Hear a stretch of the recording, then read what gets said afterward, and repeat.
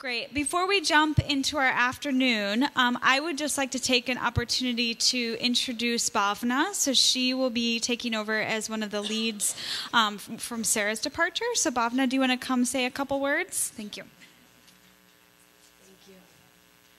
Well, I'm going to keep it really brief because I know you have a lot to cover today, but I'm happy to be able to be here today and see all of you, and I look forward to working with everyone and getting to know everyone better. But I'm just going to give you a couple of sentences about my background and experience. I have several years of experience in health and social services and public health, and I currently work at the University of Delaware Center for Disability Studies, and I've worked on a project called Healthy Delawareans with Disabilities, where we set up a training program for healthcare providers actually around cultural competency and around disability and improving access to healthcare services, not just physical access, but also from a communication standpoint. And I'm also currently working on a project where we are focused on connecting families and also providers to community resources, families that have children with special healthcare needs. So that's the focus of the project I'm working on currently. And I'm taking on this new project, so I know I'll be getting to know everyone as we move forward, and thank you for the opportunity to talk to everyone today and meet everyone. Thanks, Bhavna, and welcome. So next, I just have the opportunity to introduce our next speaker, Doral Jacobson with Prosper Beyond. So she'll talk more about herself, so I won't go through a long bio, but let's all welcome Doral. Thank you. Let's see here. Okay, so my name's Doral Jacobson, and I'm from Asheville, North Carolina. My company is Prosper Beyond, and we assist physician practices in particular with really kind of three things. One is payment reform, MACRA, and value-based contracting. So a little bit about me. I was born in healthcare. Aren't we all like just born into healthcare? That's what my undergraduate degree is in, and then I got an MBA. I spent some time running a practice. I spent some time negotiating contracts on the payer side. I spent some time running a full risk IPA out in Denver, Colorado, when we thought capitation was going to work like the last time. And then I had the opportunity to work on the reimbursement side, and I managed a claim shop for a while. And I was really just kind of building up to being a consultant, which is what I've done for many years. My passion is data analytics, and I love helping practices understand data and learn how to leverage it. So really that's what our topic of conversation will be today and for the rest of the afternoon. That's a little bit about me. I don't read that. Okay, so from an agenda perspective, I'm going to talk about payment reform. I'm going to go through different reimbursement models. Oh, and I didn't mention this, but I just wrote a book with my mentor, actually, and it's called Transitioning to Alternative Payment Models, and it's got lots of information on the different payment models and really all of the secrets that we use every day on the consulting side to help practices position for these new reimbursement models. So I'm going to talk about payment reform, and then I'm going to talk about the different payment models. And then we're going to talk a little bit about big data and then transition into sort of a knowledge share. Because one of the things that I know, especially in dealing with in this era, which has never been more interesting really from my perspective, so many moving parts, I only know a little bit, but you know a lot. So if we can put our big brain together and kind of do a little knowledge sharing, we'll take some time, answer a few questions, and then we're going to document what our learnings are. Then we're going to get busy talking about data, quality and resource use reports in particular. Now, I know not everybody has one, and not everybody will have one, especially if you're on the pediatric side. But I want to share with you what this information is comprised of, and I'll actually walk through the tables so that you'll understand what's in there and what you can do from an action perspective relative to the data. So even if you don't have it today, you'll know what to do, and the slides document that pretty well. And then we're going to transition into talking about value propositions, which is using all of this information regarding the models that are available, what applies to you, how to put it all together so you can tell your story. And we're going to do a little exercise around value propositions. So, sound good? All right. So, payment reform. I'll also tell you, here we go. This is how a lot of my clients feel about this topic.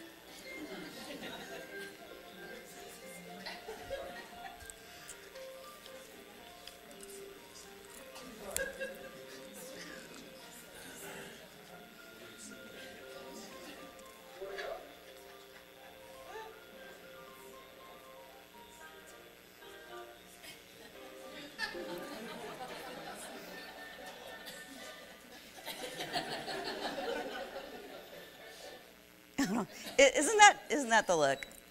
So, you know, we've all heard these quotes, and I'll tell you one more thing about me, because this is a little funny, but I have just graduated to glasses. So this is really new for me. This is like in the last 6 months. So you'll see me kind of like go like this, because I need them for this, but I don't need them for that. So this will be a little weird, but we'll get through it, I promise. So anybody else ever have that happen to them? I'm like, why? Why? It was going so well. So we all, you know, change is difficult, and a lot of these things, the administrative burden, the complexities make all of this really hard.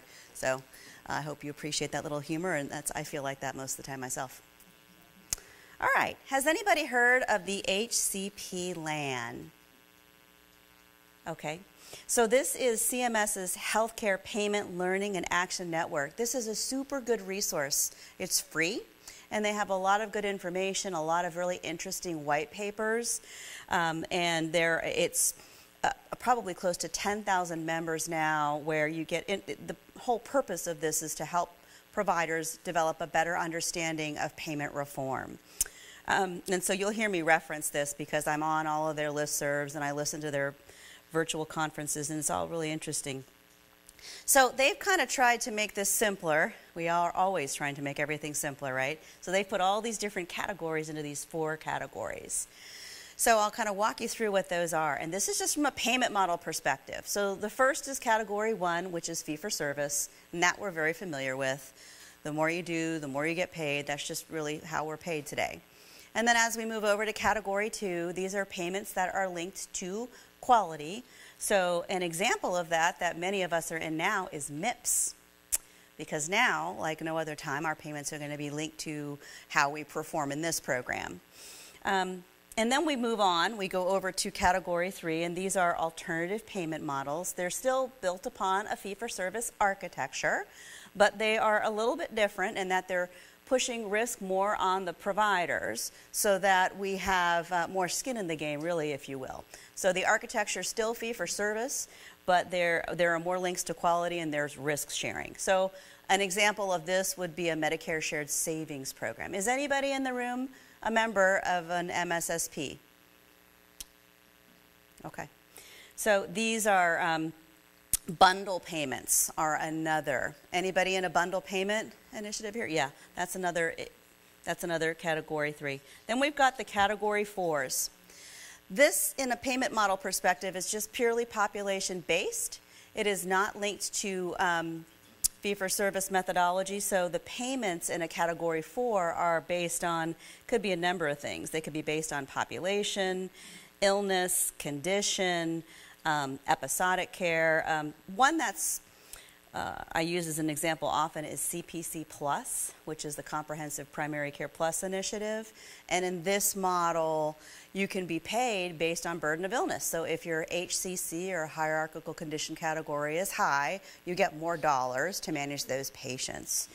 You know, the other thing that's very different about that model and why it's considered it's actually a 3 and a 4 together, is that they give you a bolus of your fee-for-service payments up front, way before you even see the patients based on your historical utilization information. And the reason they're doing this really makes a lot of sense, because we don't always have those dollars available to do very innovative things in treating our patient population. So this is an experiment, right? All of this is a giant experiment. So those dollars are given up front to do patient management, not necessarily tied to an E&M visit. So a very new and different way from a payment model perspective. So that is the payment framework. Now, from CMS's perspective, this depicts where we're headed. And all of these new programs, today we're in the large orange bubble where most of us are in fee-for-service agreements. Sometime in the future, this is transitioning over to being paid for value. And I was at a conference recently where Governor Leavitt said it, we are right in the middle of this transition. We have so much to learn. We're at the beginning of many of these experiments. So nobody really knows exactly when this new future state is going to appear. And it's not going to be one size fits all. I mean, I have clients all over the country, and it's different everywhere I go. So we're not really sure when this orange dot will become minute and these other population measures will happen, but to some degree, that's the goal of all of this MACRA and MIPS and all of this payment reform pieces. So the biggest roadblocks, anybody have any idea what the big roadblocks to adoption of new payment methodologies would be? Anybody? There's top three. Yeah? Oh, come on. I know it's after lunch, but just wing it. Take a guess. Information. Yeah, technology. Technology is one of the #1 barriers. There's two others. How about culture? That's a huge, huge roadblock. And then the #1 is just provider readiness in and of itself. And I see that, and we just talked a lot about technology, but, a lot of time when my phone rings, my clients will say, my vendor has no reports for me. I have no idea how I'm doing because they're not ready. What do I do? What a horrible position to be in. So all of these things together are the major roadblocks, and groups like this HCP LAN are trying to get their arms around this and deploy different methods along with CMS to try to remedy those. So MACRA, I'll spend a few minutes here. So this really is bipartisan passed legislation, and here's what we agree on, is that we've got to bend the cost curve and that coordinated care is better than uncoordinated care. MACRA ends the sustainable growth rate and establishes the quality payment program framework, which is just moving us away from volume and into value. It sunsets all of our old programs, but really it's just kind of repackaging them and pushing them into a new program. So there are circumstances when providers are not going to be participating in the QPP, and that's if they're first-year Medicare, if they're excluded from a low volume threshold perspective, if they're in an advanced alternative payment model, and then there's actually a lot of middle ground. You can be in an alternative payment model, but it's not considered advanced. So there are a lot, you hear there's 2 paths to MACRA. Actually, I kind of see 6. So it's not just 2. There are many different flavors in participating in this payment program. And actually, we're going to be hearing, I think, about the 2018 rule in the next month. So watch if any of you are MGMA members. I know the Government Affairs is putting out a webinar that'll help us understand what's going to happen in that performance period. The other thing that MACRA does is it provides steady increases through 2019, and there's a technical advisory committee that's developing new payment models, physician-focused payment models, where physicians are really driving the innovation on the payment model side. So these things all roll out through the Center for Medicare and Medicaid Innovation, or CMMI. So this is really the gas pedal here, MACRA, and according to CMS, we already met our goal in 2016, and the goal by 2018 is to move at least half of the groups in the country to alternative payment models. And so really what this means is that MIPS, for most of us, is our very first experience into a risk contract. And the goal really is to get folks into these advanced alternative payment models. Well, maybe not advanced, but alternative payment models. Meaning that the dollars will flow differently so we can care for our patients in different ways. So here's what I really want you to know about this. It's not just about Medicare. So what's happening on the Medicare side, the commercial payers are often following very closely and in a very short order. So as these things are rolling out, the payers are watching this, and they're going to have access to this information. All these scores that are going to be available in MIPS for all of the domains are going to be on Physician Compare. This is going to be really easy now for United Healthcare to check that out. Not that they don't already have us on a grid, by the way, because they do. But that information is going to be transparent and easy to see. So one of the keys to success really from a macro perspective, and what we all often tell our clients, is apply this across the board, which is why we're going to look at this data. Because if it's happening on one side, it's probably happening in the others as well. And now we have, has anybody heard of the quadruple aim? This is really the next version of the triple aim, adding something super important, satisfied providers, right? Because if we don't have providers, none of this is going to work. So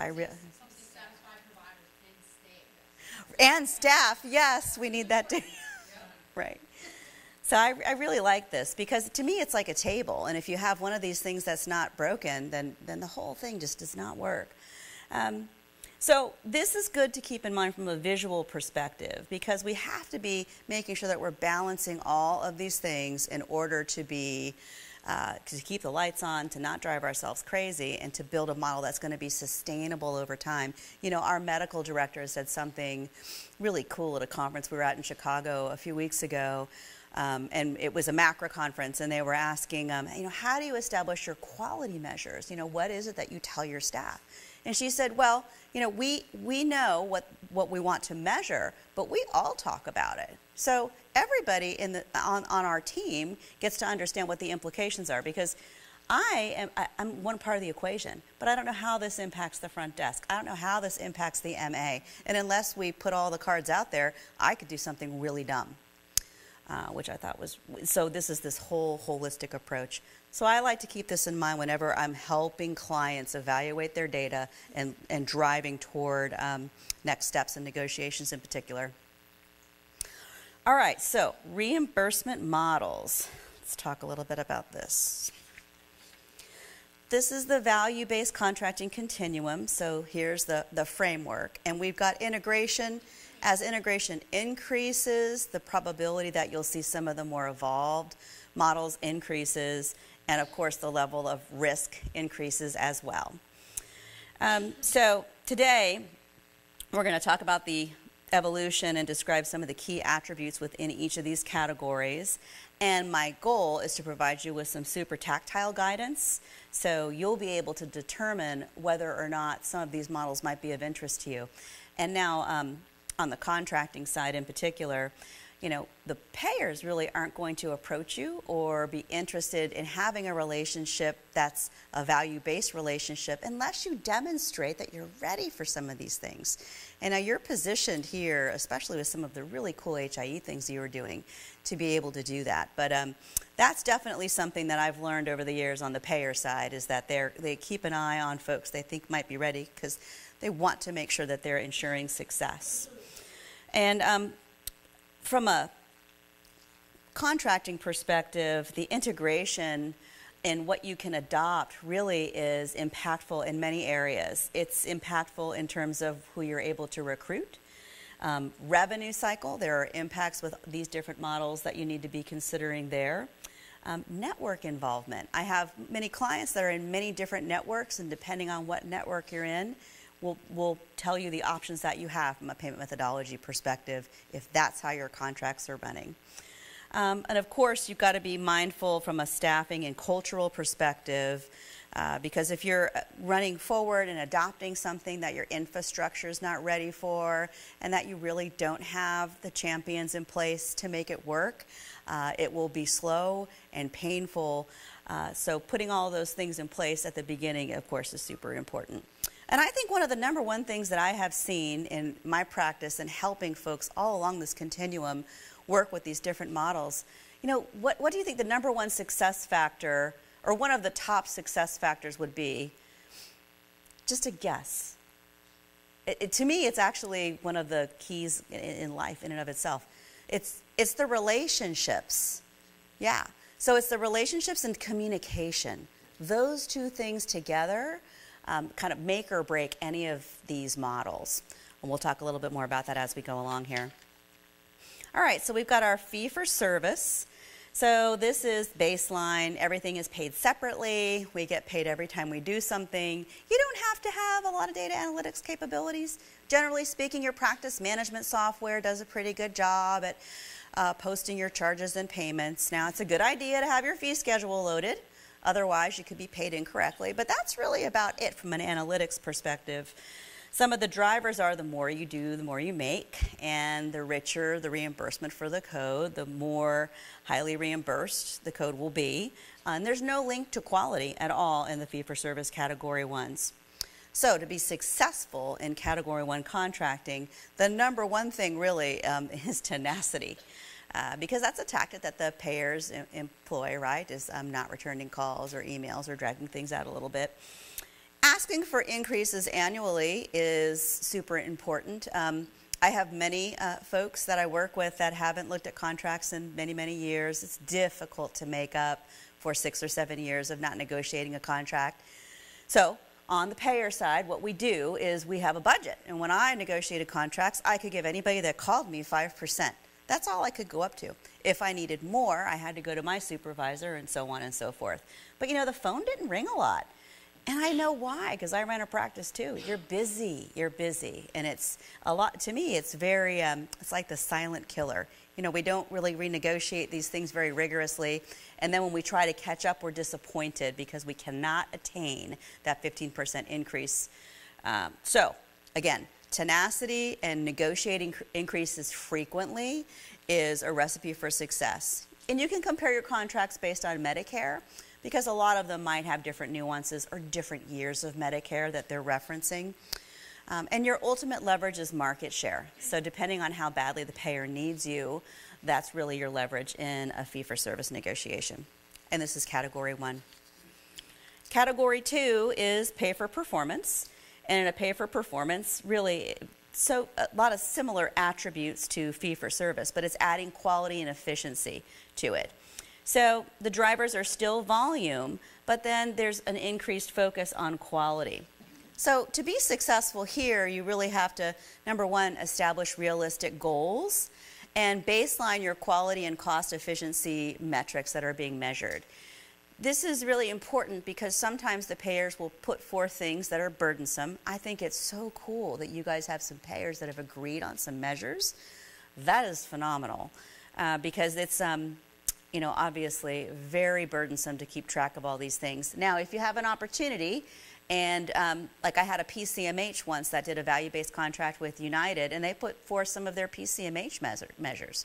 So even if that's not the case with a payer that hasn't agreed to those, do something that you're already involved with and you're already working on. Because the truth is, the payers don't know this stuff. You know, they do not understand how a lot of these things work, and that we are providing expanded hours and access, and that's keeping people out of the ED, which is saving everybody money. So here's the measure, and here's how we're going to measure that. So don't be afraid to put those things forward. Because here's the other secret. The payers are figuring this out too. They don't have a rule book or a guidebook, and in every market it's a little bit different. And just do what you think makes sense. And that's just the best advice I could give. And then if anyone's giving you any downside risk, just calculate the exposure there. I have a group right now that didn't do what they said they were going to do, and they're going to have to revert to an old fee schedule. And it's painful, but at least they knew what they were getting into at the beginning, so it's important to do that. And then make sure you understand the reconciliation process. This is another big issue, not just with this category, but with others. So, Category 3, these are bundle payments. So some of the examples of this are the BCPI, which is happening right now, and CJR. These are the comprehensive joint replacement. These are really orthopedic in nature, but the spoiler alert, in MIPS, there's like a bazillion episodes that are coming out, which are a lot very bundle-like. So we'll have to keep our eyes on these. So it's still fee-for-service architecture, but it's pooling payments together. So instead of paying the orthopod one thing and the anesthesiologist another and the hospital another, it's rolling all of these things into a bundle. And really what you do is you compare what that price is compared to what the estimated spend is for that bundle. I have an ophthalmology group right now, and this was very interesting, but we're going to do a bundle for cataracts. So we're pulling all of those things together. And the way to make a bundle really work is to drive volume into that bundle. Let's see. So it does require some deeper integration than the other models and clear start and end dates. And quality is a focus because we cannot lose sight of that. That's part of why all of this global payment stuff did not do very well. You know, back in the 90s, we didn't have our eye on that, and that did not bode very well. So a lot of the same success factors, but one of the really important things is to understand the unit cost for the bundle. So you need to understand what it's costing you to provide those services. And monitor your measures, and because many times you cannot access shared savings unless you meet the quality metrics. And of course, the key is to reduce costs and grow volume and coordinate care across the continuum. So that's on the bundle payment side. There's a whole lot. I mean, each of these could actually be a session in and of itself, but that's just kind of a snippet. All right, category 3, shared savings. Now we have a lot of this in the ACOs. Which are not doing so great, right? I mean, we don't have a whole lot of savings to share, unfortunately. So there's a lot of work to be done on the ACO side to make all of that happen. So and a lot of that's because we're still based on a fee-for-service architecture, and from a risk perspective, a lot of them don't have a whole lot of risk, so we're not dipping our foot in that pool as quickly as we thought. Performance, again, it's tied to a budget and thresholds, and it requires significant integration and collaboration and a lot of more sophisticated data analyses. And you're going to see some of that in a minute. The data that you get from the QRUR is not dissimilar from the data that these ACOs get. And solid communication and engaged providers and leadership, really, really important for shared savings. Because if things are not going well, and I'll tell you a quick story, one of our clients had, it wasn't a Medicare, it was a Cigna agreement we had, and we had a couple of train wrecks that we didn't know about. And we actually, the other thing, does anybody know what a Cigna Care designation means? If you're Cigna Care designated, you're in the upper third of their network. And if you are a patient who's got Cigna, and you go to a Cigna Care designated provider, your copay is less than if you see a non-designated provider.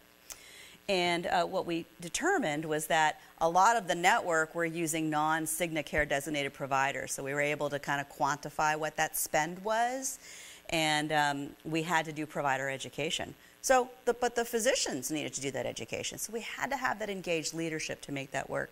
So super, super important. Success factors, you've got to have sustainable resources and a more advanced infrastructure, in particular the analytics side, to really be successful. And again, same thing, you've got to meet your cost and your quality measures before you can access those rewards. And here's, an interesting word you don't see a lot in these kind of talks, but trust. That's the other thing, because one thing I'll guarantee is things will not go well. I mean, there will be moments where you will want to just kill each other on the payer and the provider side. So it's good to have trust in that relationship and just understand that things aren't perfect. And what I said before about the payers learning as we are, it's certainly true. So building that foundation of trust is really critical for these relationships because investing in that relationship gets you really far. And actually, the footnote to that was that this group almost got kicked out of that network, because Cigna looked at the numbers and was like, you are not doing well. We're going to pull some of our embedded care coordinators and put them with someone who's doing better. But we peeled back the onion, and we were able to kind of get to the root of the issue, and we were able to course correct over a period of about 6 months. But it was, I think, because we had trust and communication that all of that even happened. All right, and then we get to this global payment, which is the new architecture. And this can be prospective. So payment can come, it's based on the panel. So per member per month. And it's really reflective of, it could be a number of things. It could be condition, it could be a burden of illness. These always require really large groups because you have to have the law of large numbers. You've got to have a sufficient number to actually bear this kind of risk. Many times it's 5,000 is the threshold, and there's a much more savvy data analytics. If you're in a global payment model, for example, you might be doing things like paying claims, which is something we don't normally do on the practice side, so it just requires, from an infrastructure perspective, many, many different things. And on the global payment side, one of the big things that's different is you really have to understand what you're responsible for. And we call it a division of financial responsibility or a risk matrix. So you know what you're at risk for and you know what the payer's at risk for. And that's really important because this was actually one of my first jobs in healthcare was to reconcile those things for an IPA. And I was sending a check request to the payer every month for things that were really their risk, but they said were our risk. So there's so many things to pay attention to in this contract that we don't experience in others. Those are just a few examples. And from an access perspective, it really requires integration across the whole continuum in every direction for these things to really do well. And it has the most advanced and transformational thinking out of any of the models. And one of the things that HCP land work groups say again and again is that not every market's going to have these kinds of models.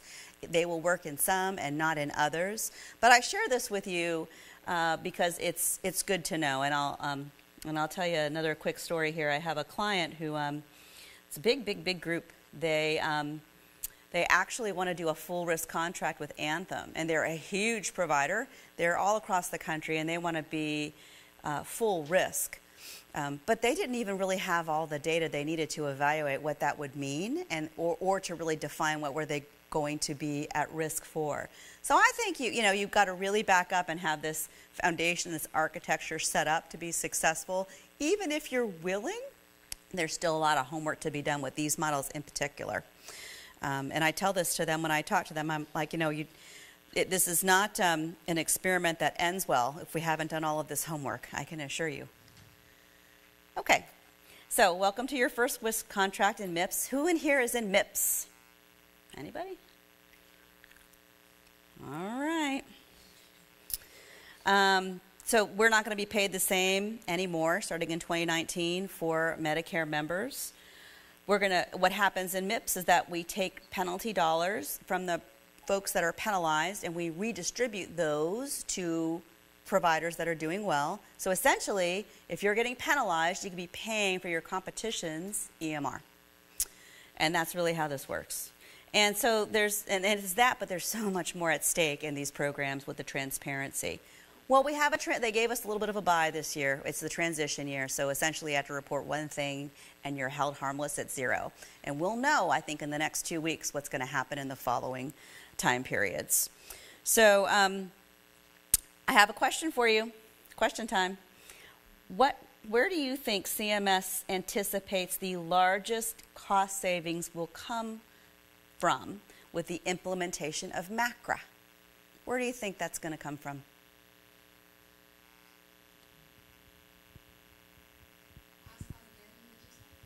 The biggest cost savings. With the implementation of MACRA, where's the biggest cost savings going to come from?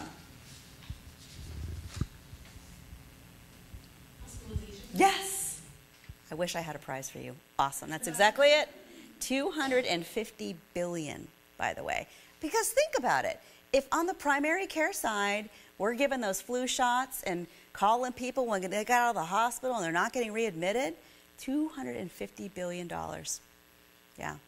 So, and if you want to, I have an article, a health affairs article. It was actually based on a RAND study, which will bore the bejeebers out of you, but the health affairs article is really, really good.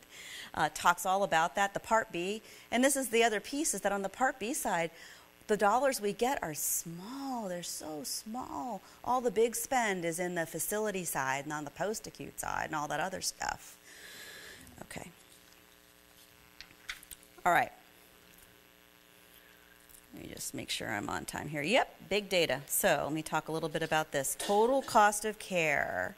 And Dr. Lee spoke about this earlier as well. And one of my clients once told me this a long time ago, and he was so right. He said the most expensive piece of medical equipment is the pen.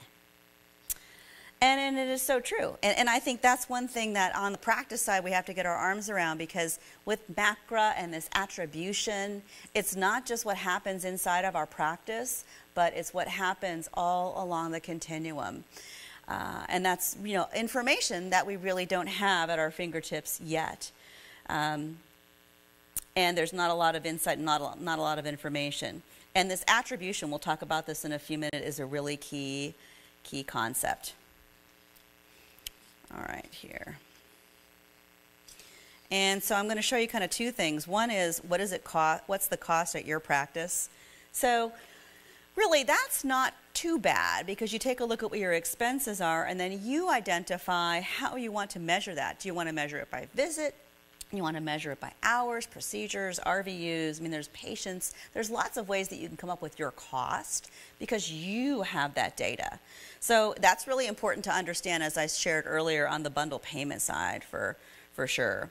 But now this is really where we're going to look at today, and that is this is a scatter plot that's on the first few pages of the Quality and Resource Use Report.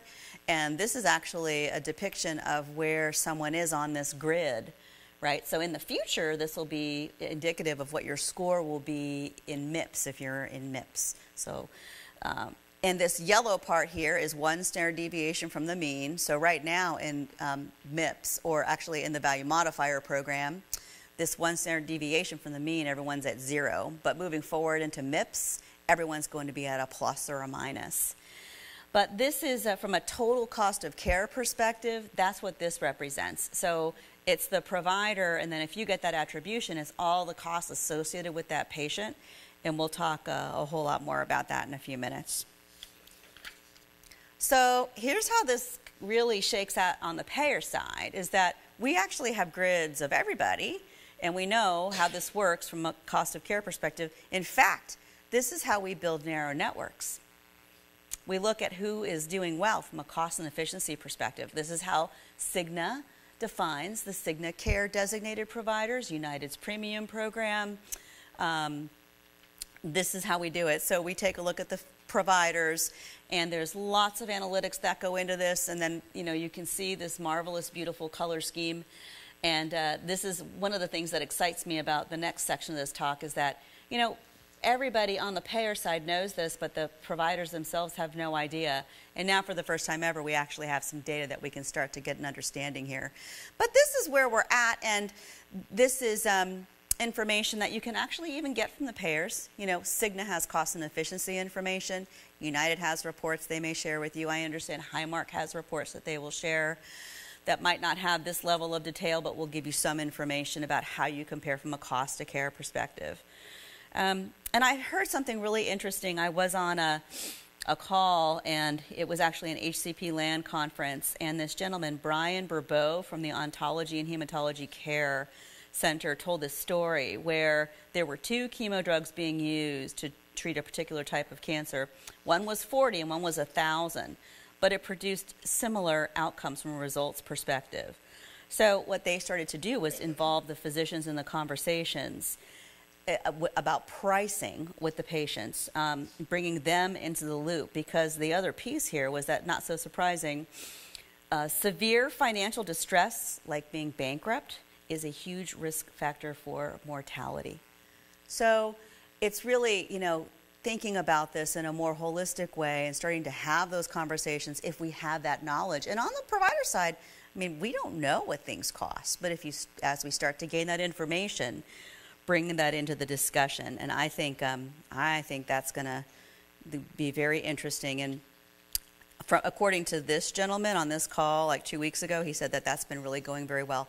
They are in an advanced alternative payment model called the Oncology Care Model, which is an advanced APM in MACRA. So from a transparency perspective, you really need to understand your position.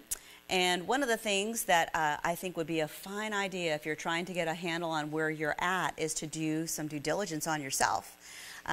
Take a look at the providers that are in your practice and go out to the payer websites and see what information they have on you. And it's very interesting. Whenever we do this, we always find an error. United Healthcare might have one of your providers in the wrong network. In the Quality and Resource Use Reports, you could have providers that attach to your TIN that are no longer with your practice. And no one's going to call you and tell you any of this. It's really, the onus is on us to identify this. And as patients are looking at this information on a more routine basis, it'll just become more and more critical for us, right? So take a look at this. I have another little story here. I have a client, and they were telling me that Aetna didn't have them in the right tier for their ASC. And so I've been working with Aetna. I'm like, why aren't they in this tier? And they're like, we don't have a tier. That's an ACO. They're not. What are they talking about? It turned out that they were not hooked into the Medicare contract because they were on some sort of old agreement. But if they hadn't been looking at that website and they saw they didn't come up in the search, they're losing volume. So, boy, it's difficult to get to the answer here, but looking at those websites is certainly super, super important. Okay. So one step further on the managed care side, and we're going to work a little bit on this, is looking at these crossovers from a quality measure perspective and really identifying your value proposition so you understand what you bring to the table. That's different than your peer groups. And the QRUR can give you some information and ammunition, and I'll share more about that in a few minutes. But I think it's an entirely different talk now with managed care companies than it was even 3 years ago for me. And this is what I spend 70% of my time doing is value-based contracting, really. And I use data in all of those negotiations. And I actually just had a conversation this morning with a client where it's not about I want $5 more on 99213. It's really, here's where I'm at from a value perspective, and here's the value that I bring to you on the payer side, and how can we work together to make this work really for all of us. And we'll talk more about that in a little bit. Compensation, a lot of these models are impacting how providers are paid. Now, if you're with a big system, I'm sure you're already experiencing that. I actually have a colleague who is a CFO at a large academic medical center, and she just shared with me they had just gotten done rolling out their new comp model, but it was all productivity. It took them 3 years to do it. And she already knows it's got to be completely revised. And I have another physician, independent physician, who at one of our MACRA talks was asking, where do we even start on the comp side? So what I would recommend is peel off a little part of it and put it at risk, 5% of the revenue, and start to say, okay, based on the quality measures and compliance with these things that we're doing to make sure we are getting the scores that we deserve in these programs, some of the comp is going to be at risk. And then what you do is you start to expand out that pie. Because if you don't have that piece connected, it's like it's not going to be aligned in your model. So start thinking about that's a good idea. An MSSP story, I'll tell you a quick one. I have an MSSP that we're working with right now, and they, from a strategy perspective, they invited everybody to join. Basically, people joined because they were going to do all their reporting, and that made, on the physician side, that made them very happy. But there's no shared savings, imagine that. And what's happening now is that this MSSP is saying, do we really need all of these providers? Are there some that we really shouldn't have because they are part of our issue from a shared savings perspective? And here's the other thing, because this is one of my clients in this ACO. She's a PCMH Tier 3. She's super rock star. She's like, well, why am I holding up these guys? Because their scores are going to be my scores in MIPS, and I know that this MSSP does not even know if everyone has an electronic medical record.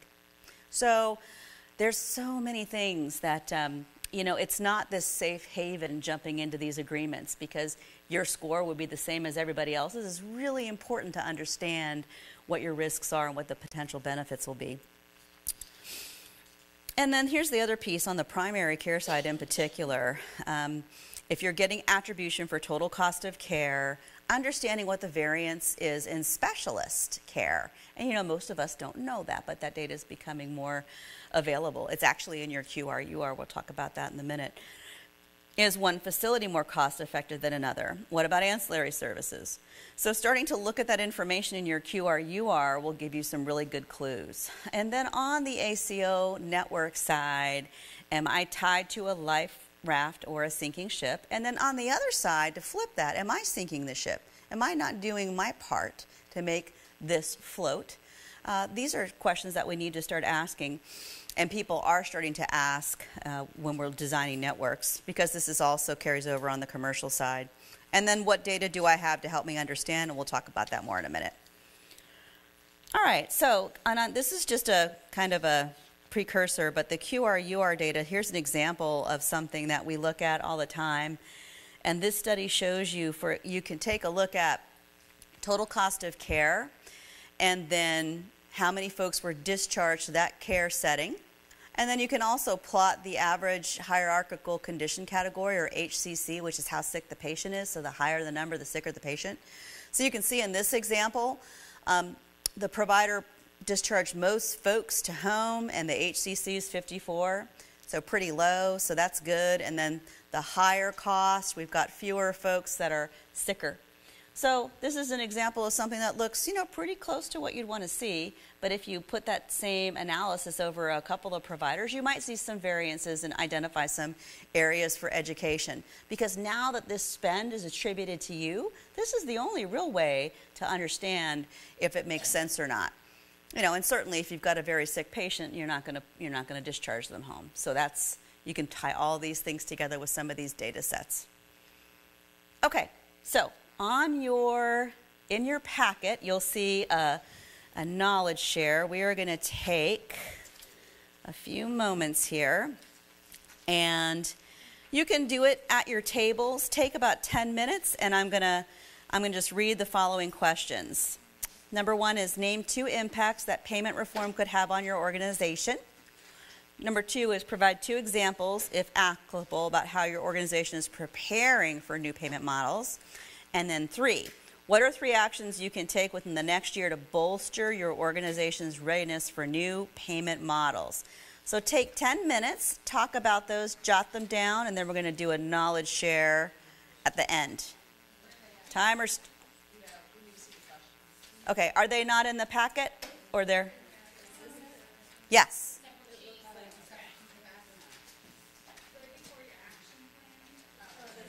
Sorry, knowledge share.